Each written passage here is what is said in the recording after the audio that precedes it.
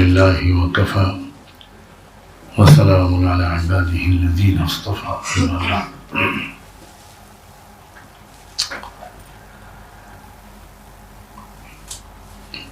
قرآن مجید میں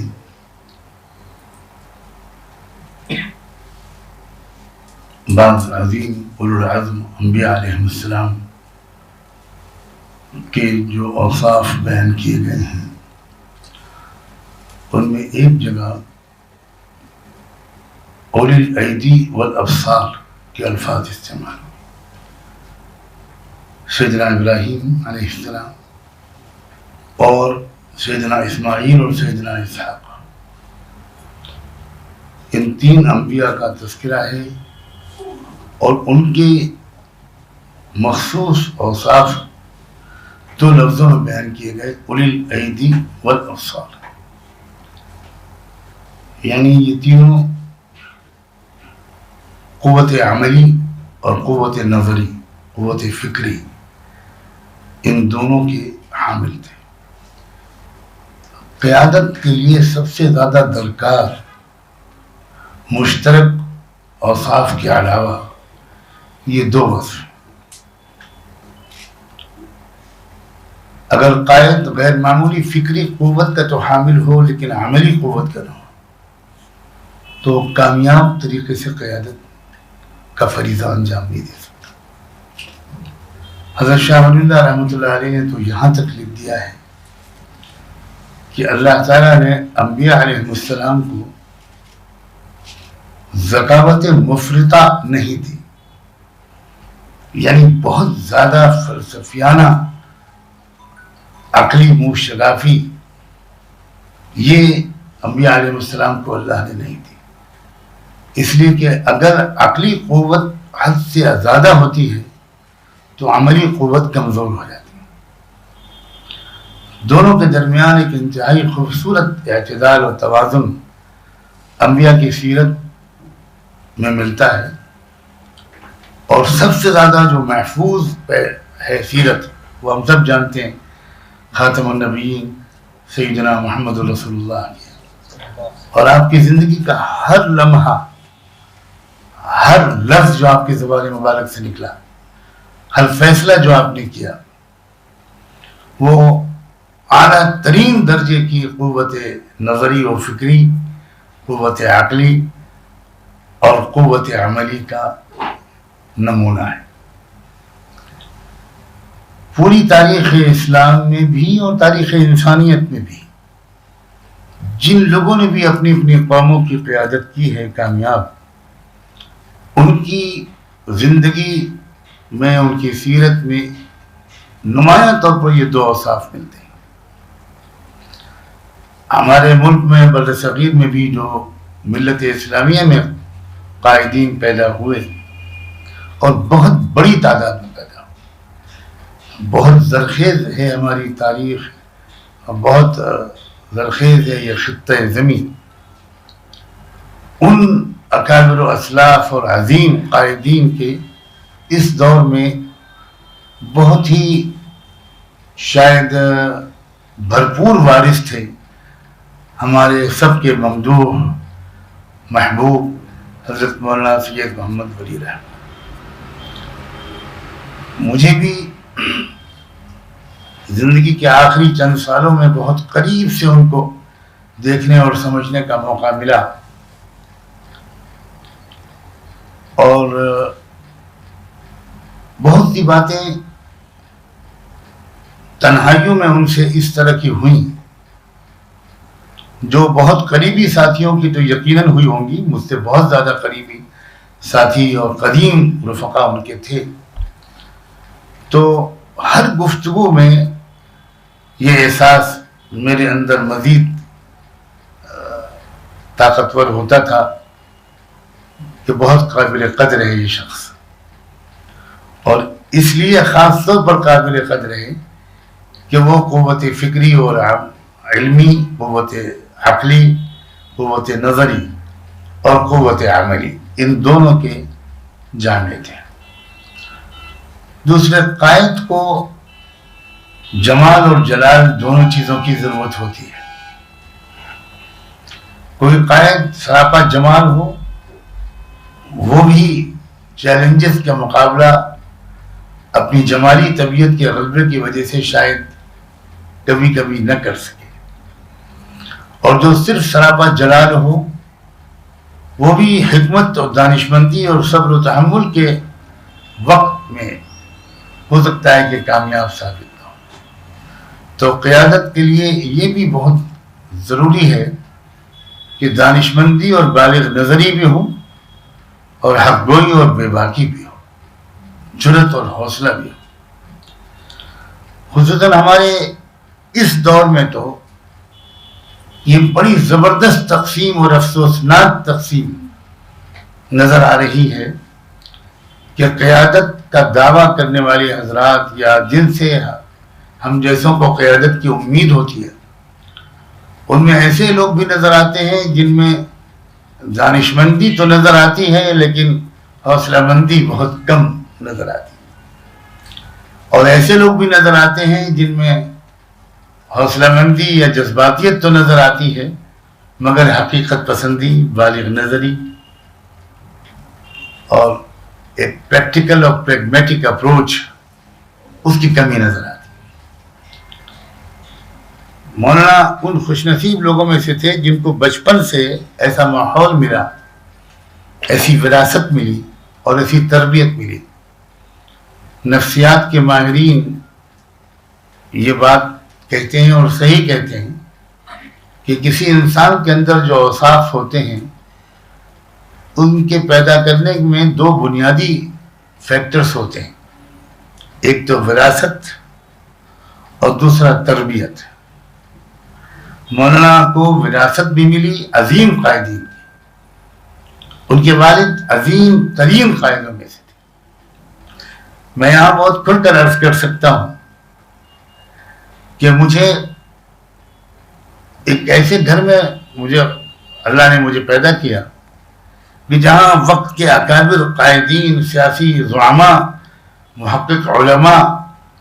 اہل قلوب، رجال فکر، اہل قلم، ان کی بہت آمد رفت تھی، اور مجھے ان کی خدمت کا موقع ملتا تھا، کیونکہ میرے والد ماجد کا جہاں قیام تھا وہ مکان ایسا تھا کہ گھر کے اندر کے حصے میں والد ماجد اپنے چھوٹے سے کنبے کے ساتھ رہتے تھے، اور باہر کے کمرے میں حضرت مولانا ابوالحسن علی ندوی رہتے تھے، اور یہ مجمع البحرین تھا، اور یہاں ملک کے مختلف قائدین، چوٹی کے لوگ آتے رہتے تھے۔ مجھ سے مشاورت کے سارے ابتدائی مشورے اسی کمرے میں ہوئے، اس کی تاسیس کا فیصلہ بھی اسی کمرے میں ہوا، اور میں تو بہت ہی کم عمر تھا، مشکل سے 8-9 سال کی میری عمر تھی جب ڈاکٹر سید محمود کا بار بار اس ضعیفی میں لکھنؤ آنا اور تنہائیوں میں گفتگو کرنا، اور اس وقت کے جو حالات تھے اس میں کانگریس کی طرف سے ڈاکٹر سید محمود جیسے پرانے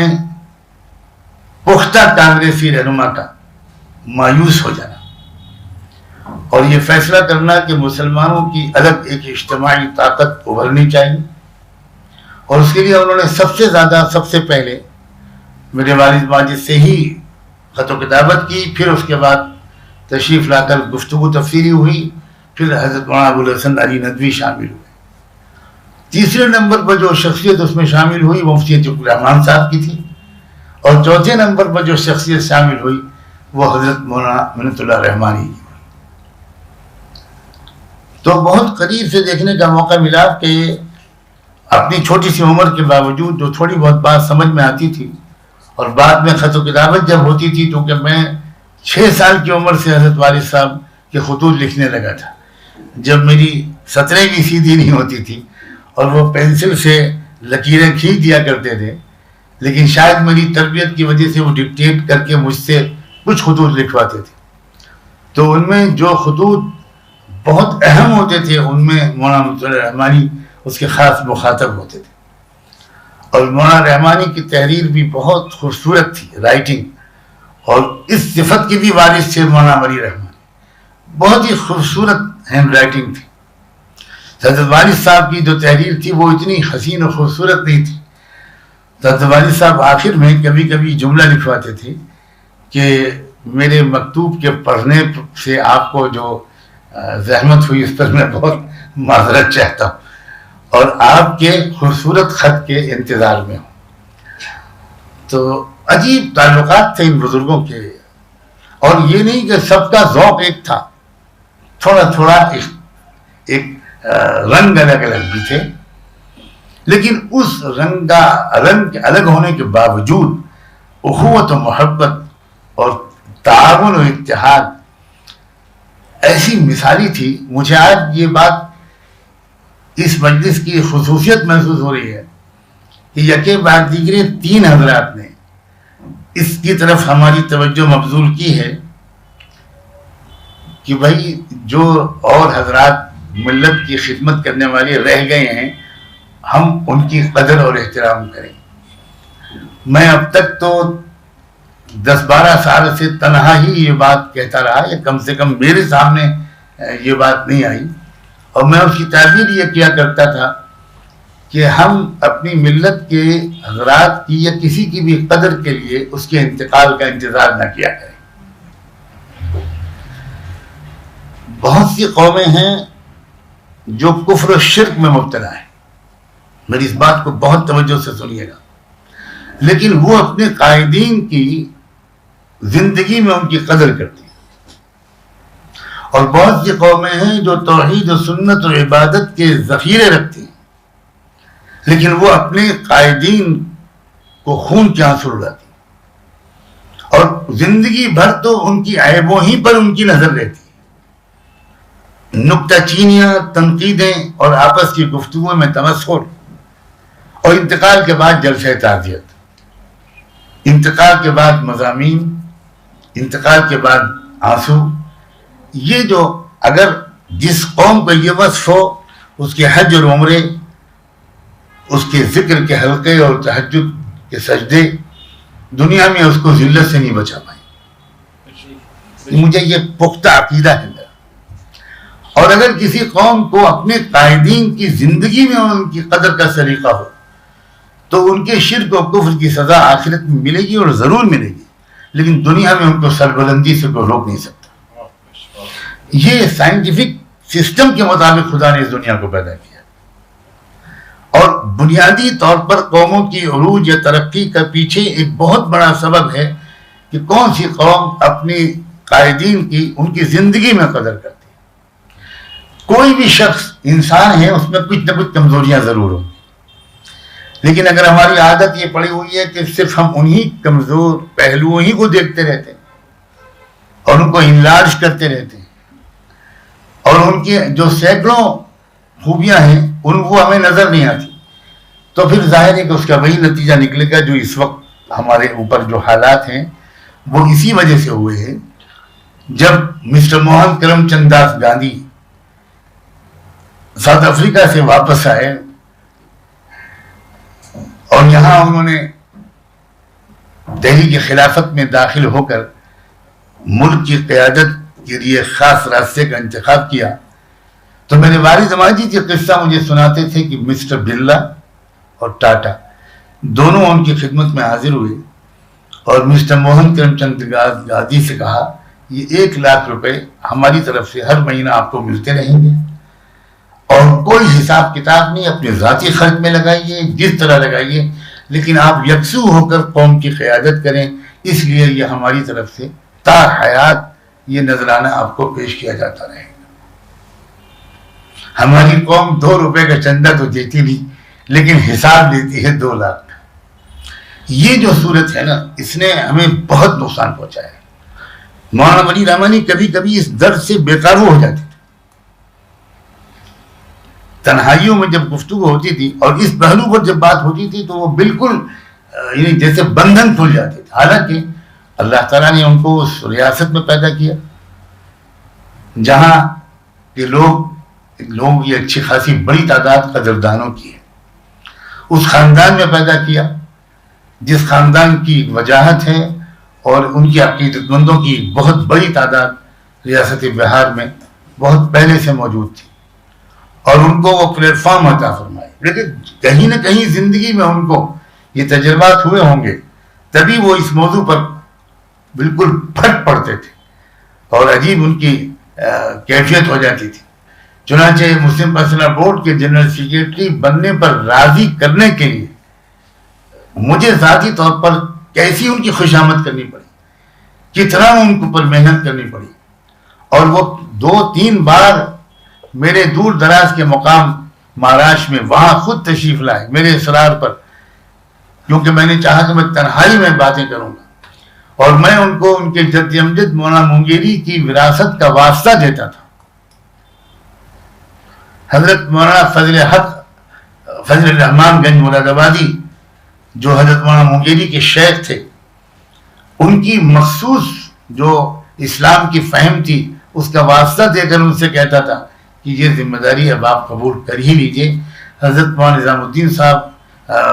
عمر کے اس مرحلے میں آ گئے ہیں صحت کے کہ وہ خود بہت پریشان ہیں. وہ ہم لوگوں سے بار بار کہتے تھے کہ بھائی کسی طرح اب یہ ذمہ داری مجھ سے لے کر آپ کسی اور کو سپرد کریں, اور ہمیں مولانا ولی رحمانی سے موضوع کوئی نظر نہیں آتا تھا. لیکن مولانا راضی نہیں تھے.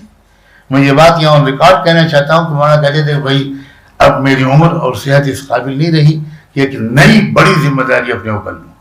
آلریڈی میرے اوپر پہلے سے ہمارے شریعہ کی ذمہ داری ہے, عملی طور پر مجھے ہی اس کو دیکھنا پڑ رہا ہے, اور بھی انہوں نے کچھ معذرت کی, لیکن بہرحال وہ راضی ہوئے. اور پھر آپ جانتے ہیں کہ کس طرح انہوں نے قیادت کی, اور ان کے زمانے میں بہت بڑے بڑے چیلنجز بھی آئے, لیکن اللہ تعالیٰ ان کو جزائے خیر دے کہ اپنی طرف سے امکانی کوشش میں کسی کمی کا احساس لے کر شاید وہ اللہ کے دربار میں حاضر نہیں ہوئے ہوں گے. وہ اس شکر کی کیفیت کے ساتھ حاضر ہوئے ہوں گے کہ جو کر سکتے تھے اللہ ہم نے کیا, اگر ہم کامیاب نہیں ہوئے تو اللہ ہمیں معاف کر دیجیے. ایک تو یہ پہلو. دوسرے میں اور بہت سے پہلوؤں کو دہرانا نہیں چاہتا. ان کی جرأت, ان کا حوصلہ, ان کی بے باکی, ان کی فراست, ان کی بصیرت, ان کی حالات پر نظر, گہری سمجھ, ملکی اور بین الاقوامی حالات کی سازشوں کی سمجھ, ان کے مقابلے کا حوصلہ, یہ سب اوصاف تو آپ سب حضرات خوب جانتے ہیں اور ہمارے بیان کرنے والوں نے اچھی طرح بیان کیا. لیکن ایک بہت اہم پہلو اس بہت ہی اہم مجلس میں عرض کرنے کی اجازت چاہتا ہوں. میں پچھلے 15-16 سال سے یا کچھ اس سے زیادہ سے اس نتیجے پر پہنچ چکا تھا کہ ملک میں ہندوؤں کی اکثریت ہے, اس سے بڑا کوئی جھوٹ نہیں. اور اس کی وجہ یہ تھی کہ میں بچپن سے مطالعہ کر رہا تھا ان مصنفوں کی تحریروں کا جنہوں نے اس ملک کی سماجی جو فیبرک ہے اس پر ریسرچ کیا ہے, اور میرا احساس مطالعے کے نتیجے میں بڑھتا چلا جا رہا تھا کہ ہم مسلمان اس ملک کی جو سوشل فیبرک ہے, سماجی ویوستھا ہے, اس سے واقف نہیں. ہم یہ سمجھ رہے ہیں کہ ہر غیر مسلم ہندو ہے. یہ ہماری سنگین غلطی ہے, اور اس غلطی کے نتیجے ہم بھگتتے چلے جا رہے ہیں اور بھگتتے چلے جائیں گے, آئسولیٹڈ ہوتے چلے جا رہے ہیں. غالب تعداد بہت بڑی اس ملک میں ہماری دشمن ہوتی جا رہی ہے, اور ان کو ہمارے دشمن بنانے والی طاقتیں کامیاب ہوتی جا رہی ہیں, اور اس کامیابی میں ہماری ناواقفیت کو بڑا دخل ہے. لیکن میں یہ بات بھی عرض کروں کہ ہماری روایتی مسلم قیادت کے منصب پر فائز تمام جماعتوں کے ذمہ داران سے, تمام شخصیات سے میں نے فردن تفصیلی گفتگو کی, اور یہ عرض کرنے کی کوشش کی کہ اپنی حکمت عملی میں ایک جوہری تبدیلی کرنے کی ضرورت ہے. وہ یہ کہ مسئلہ اس ملک میں اگر ہم نے ہندو مسلم بنا کر مقابلہ کیا تو ہم کبھی کامیاب نہیں ہو سکتے. اس ملک میں یہ مسئلہ ہے ہی نہیں. ہندو مسلم مسئلہ بنایا گیا, کھڑا کیا گیا ہے نامنہاد ہندو سماج کے اندرونی ٹکراؤ سے بچنے کے لیے. یہ ہے اصل. اس کی بہت تفصیلات ہیں, میں آپ کو زیادہ وقت نہیں دینا چاہتا, اور مجھے ابھی ٹرین بھی پکڑنی ہے. تمام جماعتوں سے، میں سب کا نام جو سب، میں ایک بھی یہ شکایت نہیں کر سکتا کہ میں نے ان کے قائدین اور ذمہ داران سے تفصیلی گفتگو، ان سے گزارش کی کہ آپ اس پر غور فرمائیے، جلدی فیصلہ نہیں کیجیے۔ اس ملک میں جو 70-80% آبادی ہے غیر ہندو ہے، اور یہ برہمنوں کی مظلوم ہیں، اور ہم تو مظلوم آج سے ہوئے 60-70-80 سال یا ہزاروں سال کے مظلوم ہیں، لیکن ہمارے ان کے درمیان ایک زبردست خلیج حائل ہو گئی ہے، اور وہی استعمال کیے جاتے ہیں ہمارے خلاف۔ اس لیے ہمارا ان سے رابطہ ہونا اور بہت ہی ایک کامن منیمم پروگرام بنا کر ایک مشترکہ جد و جہد اٹھانا وغیرہ وغیرہ۔ یہاں پر میں یہ بات کہنا چاہتا ہوں کہ تنہا بڑے مسلم قائدین میں مولانا ولی رحمانی تھے، جنہوں نے مجھ سے ایک مرتبہ اجمالی طور پر یہ بات سننے کے بعد کہا کہ مولانا یہ بہت اہم موضوع ہے۔ اب میں اگلے ملاقات میں 2-3 دن آپ سے یہ باتیں سنوں گا، تفصیل سے سمجھوں گا، آپ کے تجربات سنوں گا، یہاں تک کہ یہ بھی انہوں نے میرے کہنے پر قبول کر لیا کہ ہماری آپ کی وہ ملاقات لکھنؤ میں بھی نہیں ہوگی، دلی میں بھی نہیں ہوگی، پٹنہ میں بھی نہیں ہوگی۔ ہمیں پہاڑی مقام پر جو سیاحتی مقام ہے وہاں جا کر روپوش ہو گئے۔ آج یہ پہلی بار میں یہ بات کہہ رہا ہوں، نہ مجھے وہاں کوئی جانتا تھا نہ انہیں کوئی جانتا تھا، اور وہاں 3 دن لگاتار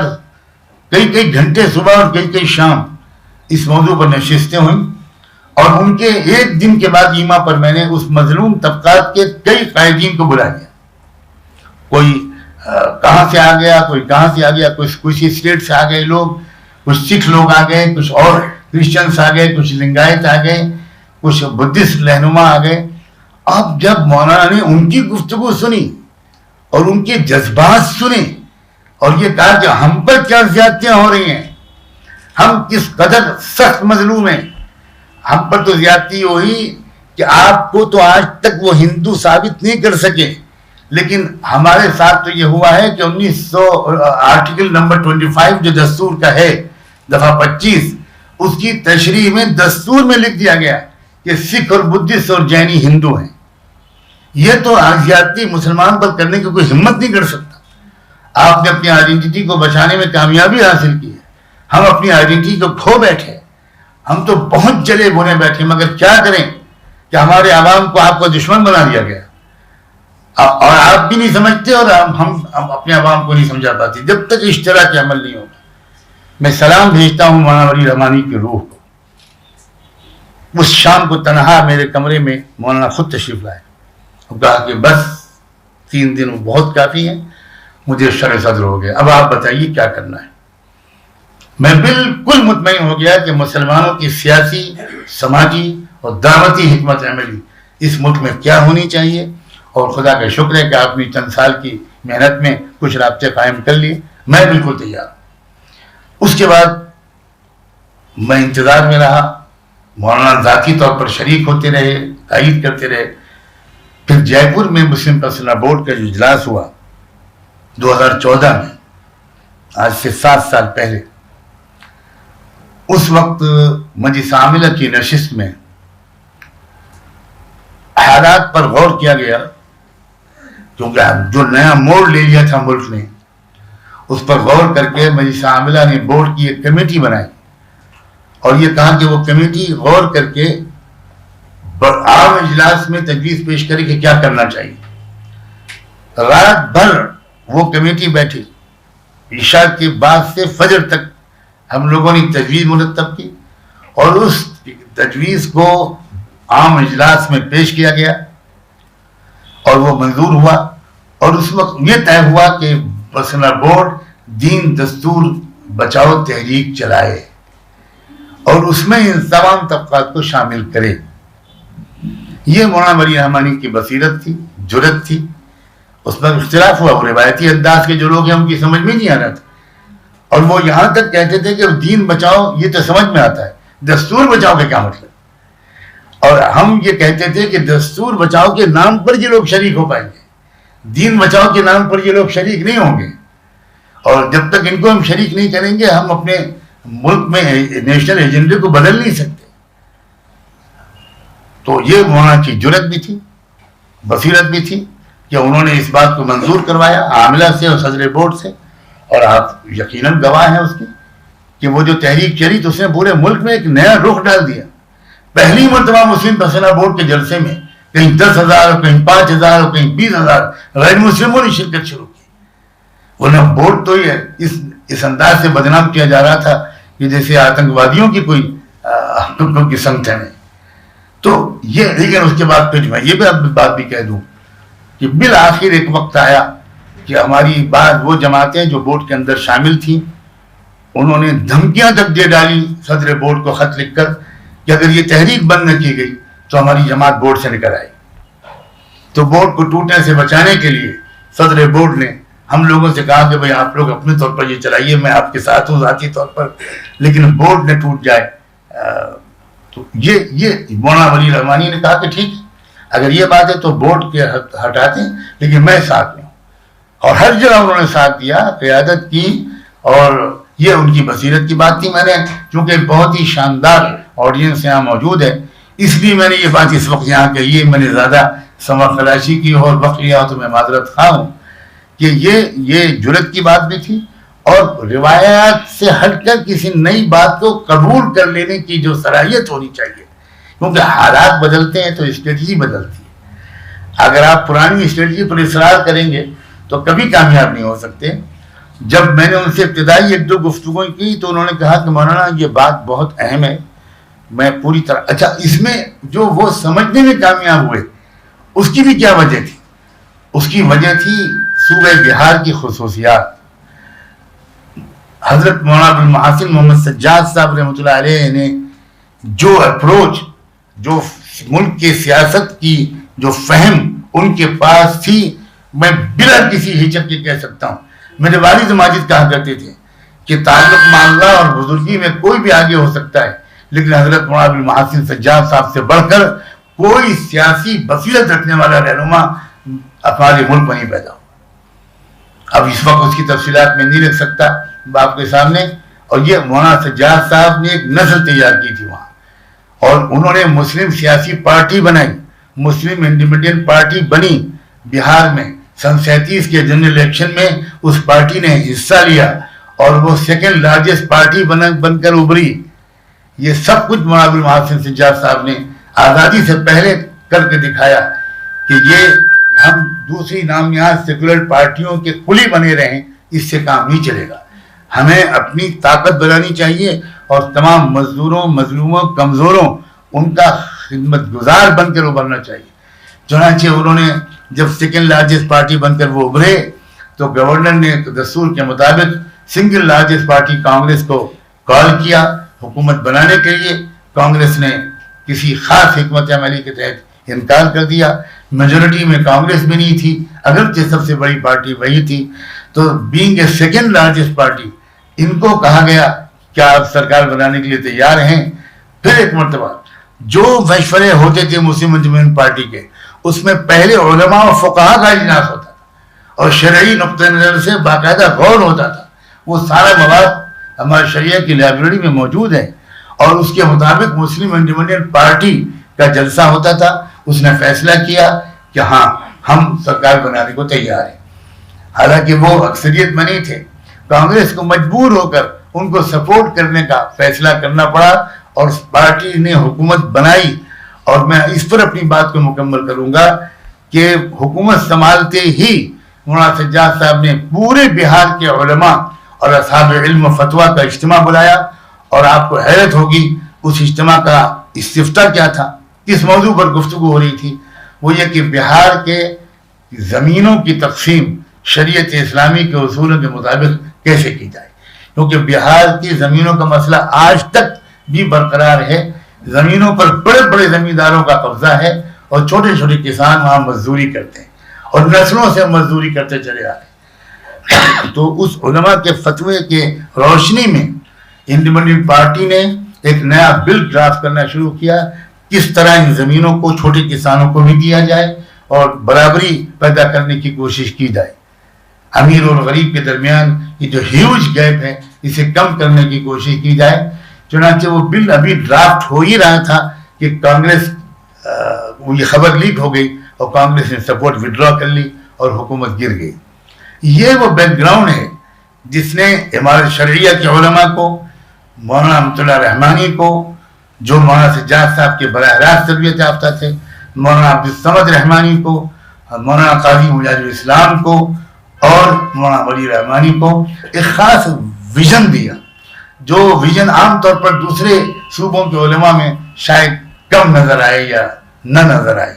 تو بہرحال اللہ کرے ہم لوگ ان روایات کو آگے بڑھا سکیں اور ہم اپنی وہ ملت کو یہ حوصلہ دیں کہ ہم تو اس قوم کے افراد ہیں. اس قوم کے بارے میں عربی شاعر نے کہا تھا اذا مات منا سید قام سید.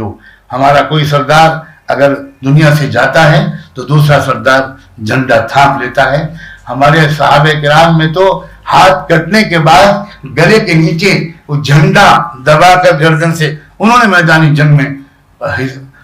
گویا جہاد جاری رکھا تھا. ہم تو اس قوم کے افراد ہیں. اللہ کرے کہ آج کی یہ مجلس صرف ایک تعزیتی مجلس بن کر نہ رہ جائے، اظہار غم کی مجلس بن کر نہ رہ جائے، بلکہ حوصلہ اور سبق دینے والی نشست بھی بنے. بہت شکریہ آپ سب کا، خاص طور پر اس محفل کو سجانے والے شمس تبریز و ملت ٹائمز کی ٹیم کا. جزاکم اللہ تعالی.